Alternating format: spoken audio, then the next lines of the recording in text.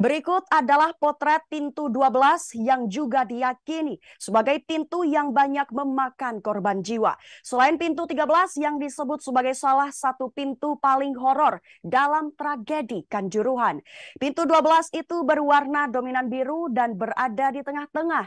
Di pintu ini pula banyak korban meregang nyawa dan terinjak-injak.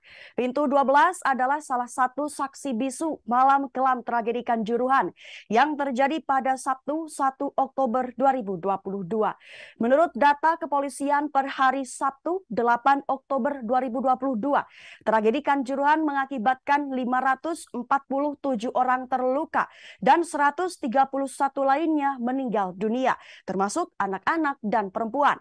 Kepala Divisi Hubungan Masyarakat Polri Irjen Dedi Prasetyo menunjukkan tempat kejadian perkara di pintu 12 Stadion Kanjuruhan. Dedi menyebutkan bahwa pintu 12 itu merupakan salah satu pintu yang paling banyak memakan korban. Pintu 12 yang banyak memakan korban karena kontingensi dan emergency plan tidak berjalan. Pintu 12 itu terkini telah dibatasi garis polisi atau polis lain berwarna kuning. Pintu tersebut terletak di tengah-tengah tribun penonton berwarna merah dan biru. Ada tulisan pintu 12 di bagian atasnya. Di sekitarnya terlihat beberapa sampah yang masih berserakan akibat tragedi Kanjuruhan malam itu. Dedi mengungkapkan saat kejadian dari 8 pintu darurat di Stadion Kanjuruhan, hanya 2 pintu yang terbuka, itu pun untuk jalur evakuasi pemain Persebaya. Dedi mengungkapkan 6 pintu lainnya tertutup. Bahkan pintu-pintu itu disebut Dedi terkunci dan tidak dapat difungsikan.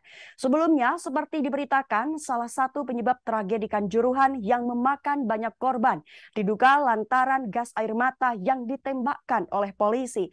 Gas air mata tersebut yang memicu kepanikan sehingga supporter berebutan untuk keluar dari stadion.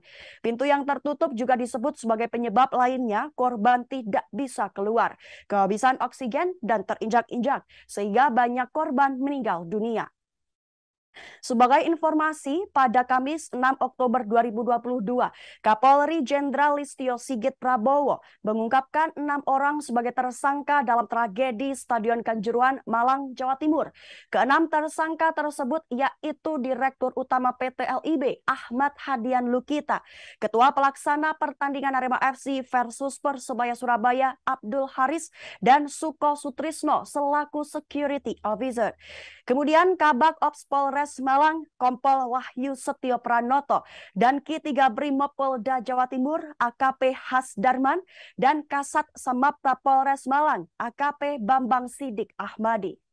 Terima kasih sudah nonton. Jangan lupa like, subscribe, dan share ya.